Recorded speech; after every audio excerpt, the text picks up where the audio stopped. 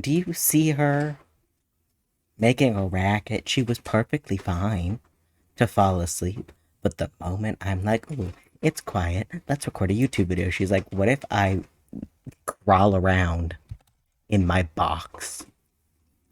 I have returned. The recycling is now in the recycling. The box is still there because they don't play with anything else. Hi, my name is Eltonin, and here we talk about whatever I'm interested in at the moment. Which, unsurprising to anyone who follows me on TikTok, is Batman. I have a whiteboard, I have a whiteboard pen, and we're gonna do a very brief summary of Batman and crossover fanfiction. Okay, so it's a little bit lopsided, but if you just ignore all about that, I never said I could draw. Batman as a media source that fandom surrounds is very difficult to put into a specific box because there is no one source. So what you'll have is you'll have movie fans, comic fans, TV show fans, and then fandom fans. And the movies are the most mainstream of the Batman fans. These are going to be your old schools animated. You're also going to have your DCEU, but we're going to call it the DCEU. Battinson fans of the DC animated movie universe, the DCAMU. Oh, and I almost forgot, we're also going to have Snyder fans, all right? There's already 6 subcategories of a subcategory of the original fans, and that's just including the movies. The next most simple of one is the TV shows. Teen Titans, Young Justice, Teen Titans Go, different from regular Teen Titans, the Batman animated series. If you're a fan specifically of the Batman TV shows, you're a fan of multiple of them and not normally just like the one. However, you will have Teen Titans fans who have never seen Young Justice, and Young Justice fans who have never seen Teen Titans, and Teen Titans Go fans who have never seen the other 3, which is why they're separated. Comics fans have an issue of they end up being split up into 2 categories. One is normal people, other category is crazy people. Normal people includes casual fans, collectors. Crazy people include the girlies, man children, and then a third and secret group that we're gonna call the fish, but you add ET to them. We're grouping them all together, but because if we tried to separate all of the fish ones out into their hyper-specific characters, we would be here for the next 55 minutes.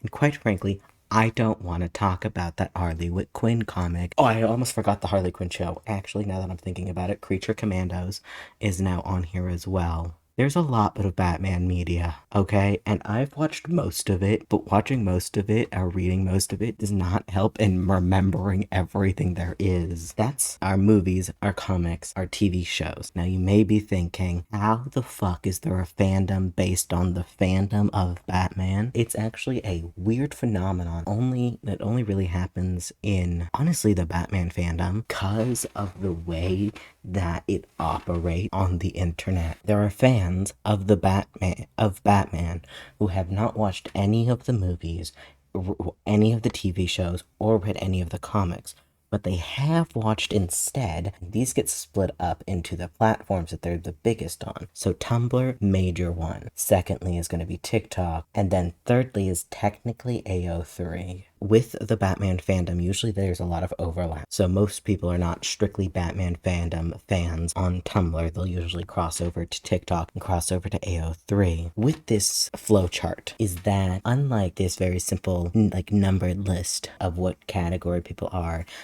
people do not stay in hyper-specific categories. What happens is this.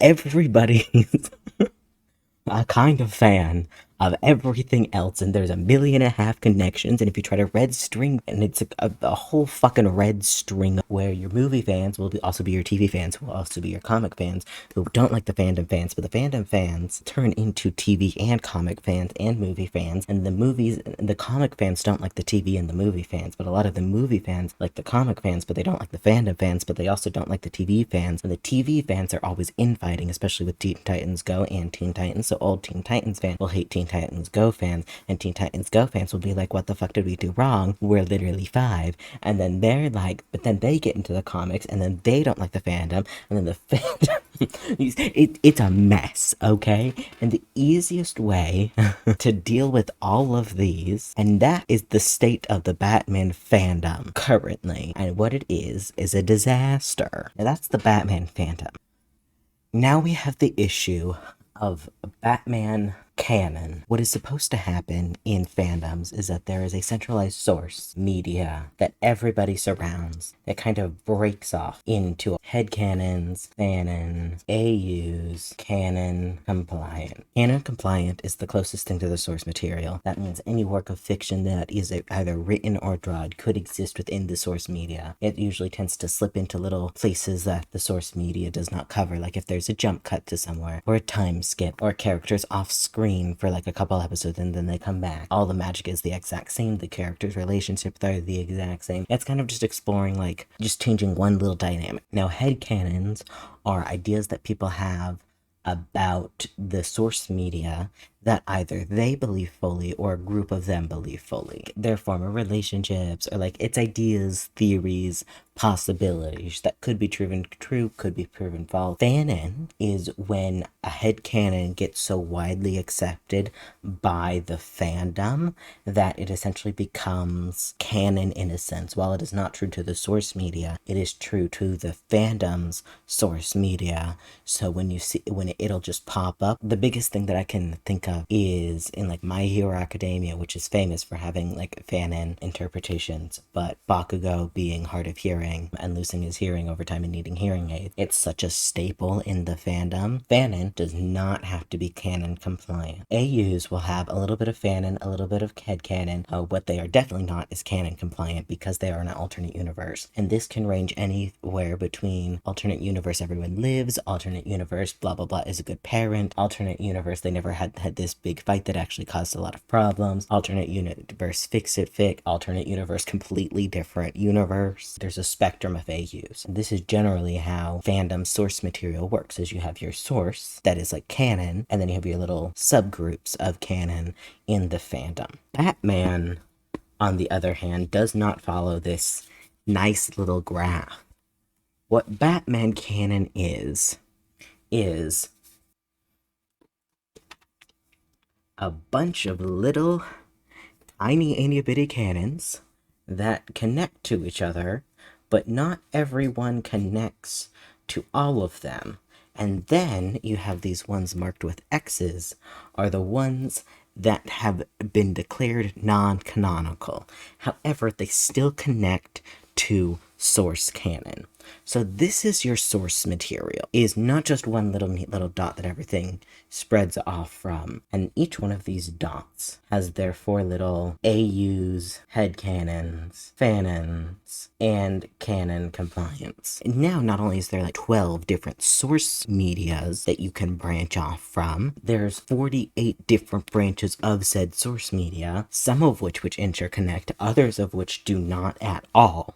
This is the state of Batman canon. And then if you put in the graph I made a Batman fandom, you can see why anything related to the Batman fandom starts to get a little bit messy. Usually what happens in fandom is you have one source media, and when it interacts with another source media, they have a baby, which is called a crossover fic. That's how that usually works, alright? So the easiest way to describe Batman canon is a whole bunch of interconnected and dispersed crossover fics that may or may not intersect with each other, each one having their own fandom, which also may or may not intersect each other, but they all relate back to Batman. But you can be specific on which source media of Batman that you're talking about, or specifically that you're crossing over. Now, going along with that crossover fic idea, if we just put all of Batman's source medias under one little umbrella, now we have the other parts of Batman, which is the universe that he is attached to. Because Batman is part of the DC universe, there are other major superheroes, and thus those superhero fandoms and canon that it intersects with. These are going to be your Wonder Womans, your Supermans, your Green Arrows, your Justice League, and your Flash. Each one of these little major crossover things has just a wild of fandom and canon graphs as Batman does. So we put those back under their umbrella. So it's no longer a source media center, it's a source media umbrella. We intersect that with all of these. What happens is that each of these, despite the fact that they're in the same universe as Batman, end up being a kind of crossover. Each one, when they intersect with each other, end up being a crossover because usually you're taking one of the major players from these different owned media sources to put them into the Batman universe, which means that the Batman fandom is inherently a crossover fandom. It cannot exist without crossovers because it in of itself is a crossover. Each fandom usually has a major crossover other fandom. This usually happens because of inter-fandom communication or inter-fandom crossover, where no one is ever a part of just one fandom. You're usually a part of multiple at a time. So you're like, what if I take my Blorbos from this show and put them into this show? Hunger Games, especially when it was big, every fandom put their people into the Hunger Games. People still do it with various levels of success. You have your Crimson Rivers, which I think is the biggest Hunger Games like setting fic that I've ever read. Harry Potter is another massive crossover fic just because when it's very easy to put characters into houses and throw them into the Hogwarts universe. All right, that's a huge one. Every fandom that has a majority of fanfiction will have Harry Potter crossover AU somewhere. 100% guarantee it. I'm putting all TV shows in a generalized category because there's never one that's like the one, but every fandom has like one TV show that you swear you've never heard of before, but there's enough people writing crossover fan fiction about it that you're like, how have I not heard about it before? And you end up reading that fanfic and you end up knowing a little bit about the TV show and you're still a bit lost and confused, but you're like, oh well, that's fine. All right. Percy Jackson tends to show up in a lot of places, or people will have godly parents. We're calling the Omegaverse a crossover fandom, even though there's no technical source media for Omegaverse, because of its large fan base, and now it's prevalent in works outside of like AO3 and fan fiction culture into like literary media. I'm calling the Omegaverse a crossover fic potential that happens in almost every fandom just because of its prevalence. People throw their Blorbos from one show into another and that show into the other, whether it's the two Blorbos meeting and kissing, or it's the Blorbos replacing the characters. But the so like these ones no longer exist. These ones are now in charge. That's the state general crossover fix. Batman is simultaneously a world and a character, but they're so linked that you can't just throw people into Gotham, into the world, without the characters, because the characters are the world. Does that make sense? Like, Gotham is so nebulous as a concept that you need Batman, otherwise you don't have them in the Batman universe, which means that a majority of fan fictions that are crossed over with Batman are people crossing over into the Batman universe. Because Batman is a superhero media, it likes to interact with other superhero medias because most superhero fans are not loyal to one studio. So anytime that you have superheroes, they're gonna meet up with other superheroes. The biggest one is Marvel. You're gonna see a lot of Marvel in Batman crossovers, specifically Peter Parker, who was our first target of the day. Now you may be wondering, Peter Parker has superhero powers. Isn't the whole Batman thing that they don't have powers? Kind of. The thing with Batman is that him and all of his many children are peak human condition, which doesn't fucking exist and is also so inconsistent. What do you mean peak peak humanity? You can't just, people aren't just peak humanity in everything. Like, you can be a peak gymnast, but if you put the gymnast into sharpshooting, they would fail. So the Batman and his Robins, their superpower is plot armor / like plot desire. Whatever they need to be good at, they're gonna be good at. However, we also have this little hero called Duke Thomas, or Signal. He has got like little light powers, and he can like kind of see into the future, past thing like that. It kind of depends on the comic on it all, but he actually has superpowers and he is a part of the Batman family. So it's not that the Batman are like anti-meta, which is dumb. If you see people saying that, that's a fandom creation, which is a whole other topic to talk about Batman fandom that is ascribed to the comics, but is not a part of the comics, but people think it's canon,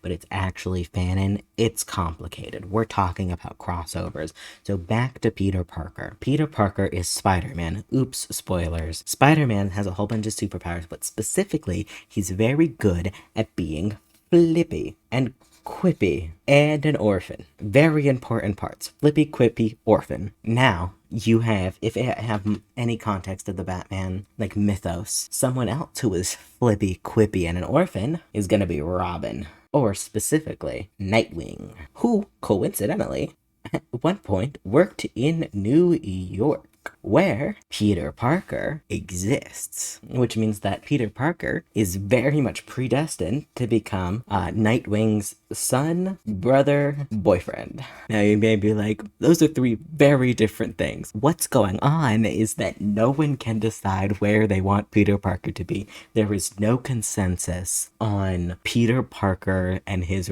relation to the Bat family because it is a crossover fic because they do not exist in the same universe. So you can put Peter Parker as literally anything. You can have him date any one of the Robins. You can have him be adopted by Bruce Wayne. You can have him be a secret twin. Can have him be completely unrelated and dropped into the universe. You can have him be completely unrelated to anyone, dropped into the universe, be prime boyfriend material. Alright, specifically gay. There is only one crossover that we'll mention that has any kind of straight relationship, alright?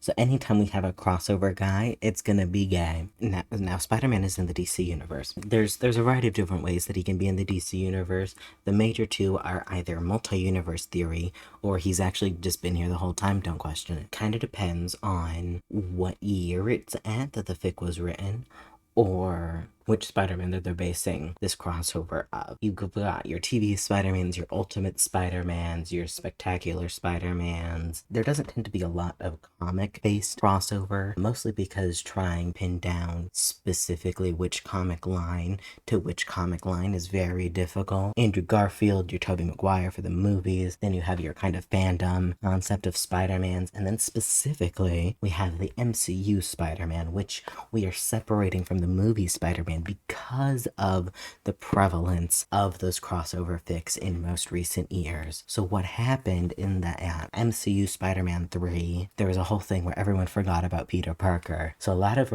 people were like, hey, what if we take that idea? So a lot of people were like, what if we take that idea and throw him in DC universe and throw him into the DC universe? So now Spider-Man is in a place that no one remembers him because he doesn't exist. And he's most likely either in New York City, where Nightwing is, or he ends up in Goth, where he's a sad little orphan boy and gets adopted by Batman. Or he does not, he continues to be a sad little orphan boy, but this time he kisses one of the Robins. Usually, though, it does tend to be an adoption storyline, just because Spider-Man, in theory, fits the bill of the people that Batman supposedly kidnaps on a regular basis, which is orphan. Speaking of young orphan teen superheroes, Ladybug. And now you may be like, she has parents. Not for long. Or sometimes they're bad. Or mean. Or they just don't exist anymore. Miraculous Ladybug has had a variety of issues in its story, mostly stemming from the story is bad. And it sucks. And it's not good. But the problem is that the characters are redeemable. The characters have potential. Now, the worst thing about a story bad with potential is that it's very easy to write about it, because now you have free range to do whatever the fuck you want, because if everyone agrees that the story is bad, anything you write with their potential will be good. This includes a little thing that is known as Mary Bat. This came about during Miraculous Ladybug's season, where Lila was manipulating a bunch of people into believing that Marionette was bad, and there was a whole complicated thing with Adrian. So people were like, Marionette, we like her. We like Marionette. So what we're gonna do is we're gonna take her away. She's no longer in the Ladybug universe. What she's gonna be is in the Batman universe. Why? Because then she gets to be a superhero and not have a bunch of people that are manipulating her. She gets a new family, new friends, new boyfriend. Now you may be like, what about Adrian? Isn't the whole thing about Miraculous Ladybug that everyone wants Marionette and Adrian to get together because there's like a whole love square? Yes. However, during this time of the Lila season, is that people did not like Adrian. People were like, oh my god, he sucks. He's passive. He does nothing. You know who is the exact opposite of Adrian Agreste? Damian Wayne. Now here's the thing. They're both rich. They both have everything that they want, but Damian has a personality. He's not a sad, sad little boy with no mom. He has two living parents. They're like, let's put Marionette with Damian. They're gonna kiss. I really like the idea of Marionette going to Gotham because she does and does not. The thing with Miraculous Ladybug is that it is a kid show and has only ever been a kid show. And then Batman can range wildly between grimdark and like exactly the kind of humor as Miraculous Ladybug, where most people who have watched Miraculous Ladybug have not watched like the 60s, 70s, 80s Batman stuff. But this actually predates the Wayne family adventures. So they're working with fan and interpretations.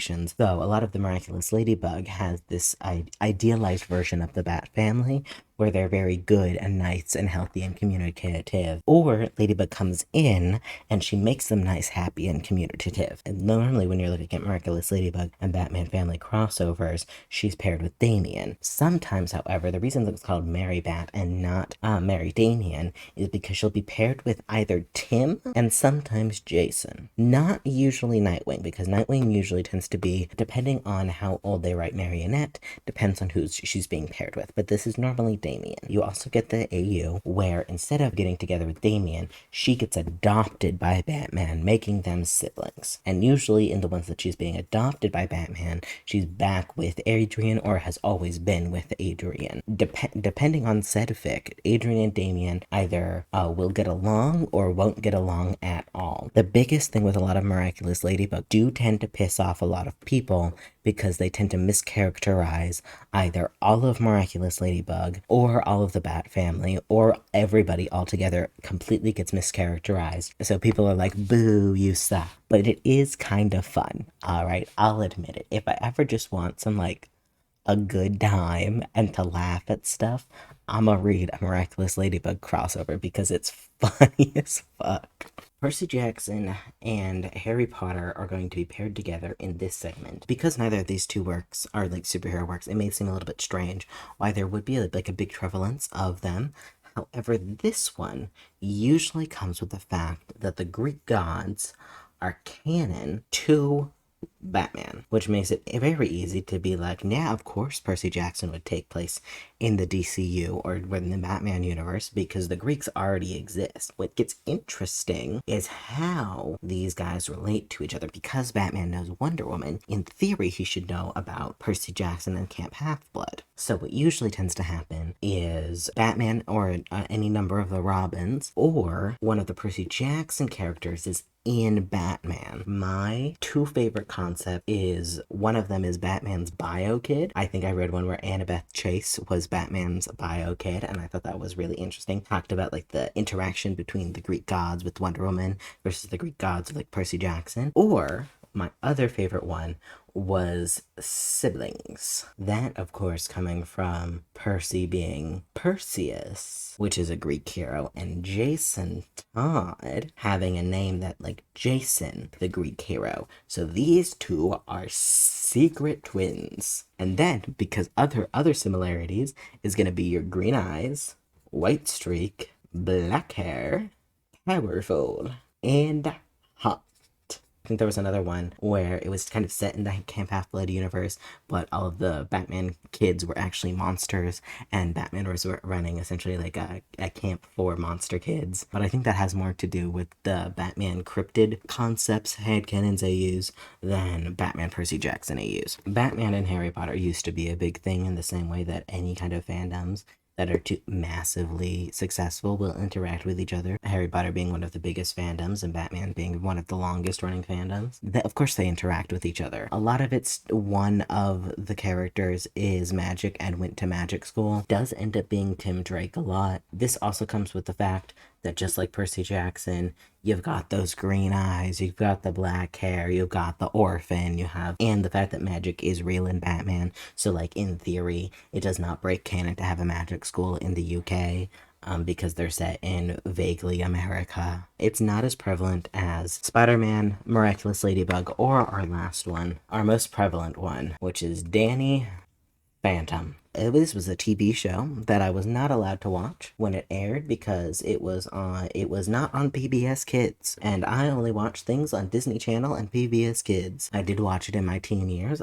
Despite the fact that I was also into Batman at the time, I don't think I ever put him together in my head. However, Danny Phantom operates as a superhero show. He's got a rogues gallery. He has a villain of the week. He's got a little sidekick. He has a complicated relationship with his parents. He is an arch nemesis. And as we know, superheroes like to kiss other superheroes. Danny Phantom also has the thing of having black hair, blue/green eyes, and being dead, which is actually super important because all of the Robins have died. So it's not that weird to have another kid that's back from the dead because you already have one in Jason Todd, who is sometimes his boyfriend, and then also sometimes his brother. Not usually his son, though. We'll come back to this connection in a moment. We'll put a pin in that. Back to Danny Phantom. So, Teen Titans, the good one, not Teen Titans Go, and Danny Phantom were airing at around the same time. And just like Super Hulock, the moment you have a couple shows airing at the same time with the same audience demographic, you're going to have a lot of fandom overlap. So they're like, oh my god, let's put them into each other's universes. Wouldn't that be so silly? This is happening like early 2000s. The ideas start to get stronger and bigger and bigger, and it kind of shoots off and takes off. Once Tumblr like properly gets a hold of it and like starts working through these actual ideas and starts just including Danny Phantom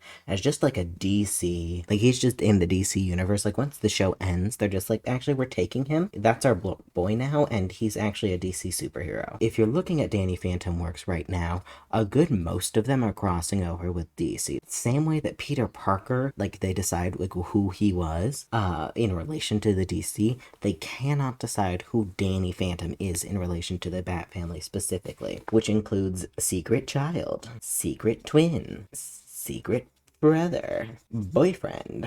All right, your 4 options. Child, twin, brother, boyfriend. All of the Robins in some form or another have this relationship with Danny Phantom. Pick one, it's probably been written about. However, we're going to go back to the secret brother thing and go back to the pin that we put in Jason Todd. Because of the various continuities, you can pick and pull a couple things. In one comic line, Jason Todd has a secret older brother named Danny Todd. Jason Todd, famously, dark hair, blue and green eyes, back from the dead, just like Danny Phantom, who is his secret brother. Other things that they tend to be is Damian Wayne's secret brother, because in recent comics, he has a secret ghost brother clone. I'm trying to take this so seriously, but yeah, Damien has a secret ghost brother clone that has the powers of Danny Phantom, but isn't technically Danny Phantom, because when I tell you that Danny Phantom crossover fix with the Batman family has been going on for long enough that people who are writing DC now, who were fans of DC before, absolutely knew about the crossover with Danny Phantom. There's no way that they didn't. That there's no one on like the Bat Family thing that does not know about the Danny Phantom crossovers, all right?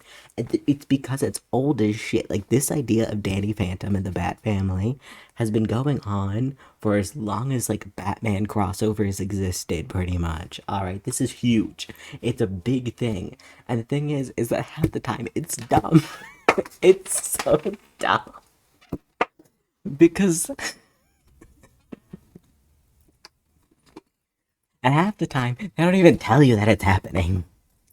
You'll just be casually scrolling on TikTok, being like, "Ooh, Bat Family," like Reddit post. Actually, a surprise! It's about Danny Phantom and he's dating Tim Drake. Tim Drake and him are boyfriends. They're kissing.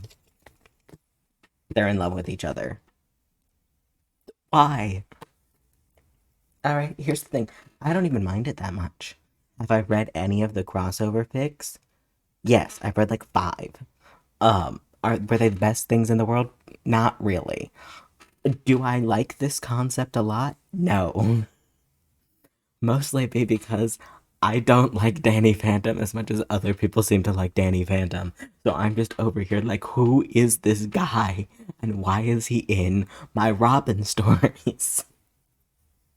And then the other problem is the major problem with Danny Phantom is that a lot of them forget about the girls, and I'm a Cassandra Wayne girly.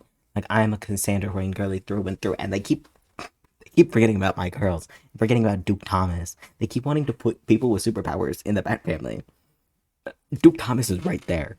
Anyways, Danny Phantom is here, and he's here to stay. He's not going anywhere. And it's kind of fucking insane. But the thing is that it's absolutely to be expected. Like, what else are you expecting from one of like the longest fandoms on the internet, other than like crossovers where they kind of just steal a guy and they're like, he's ours now. Sorry. They did it with. They still do it with Miraculous Ladybug, but they still do it with Miraculous Ladybug, and they've been doing it with Peter Parker. And if you give him long enough, there's probably going to be another superhero show within the next 5 years that the Batman Phantom will be like, he's ours now, actually.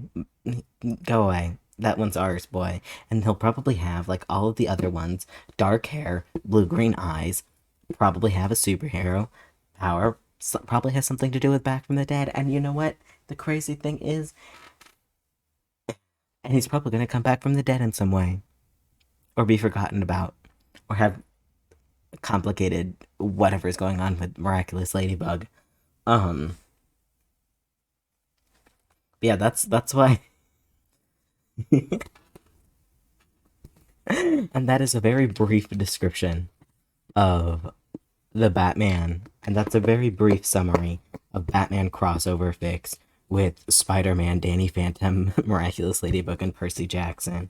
In case you weren't aware, or you did, dipped your toes into the Batman family universe like everyone has been doing on like TikTok and Tumblr, and you're like, who is this guy and why are they over here? The answer, they've been here, actually. We can't get rid of them. We can't get rid of them. Yeah, thank you for watching.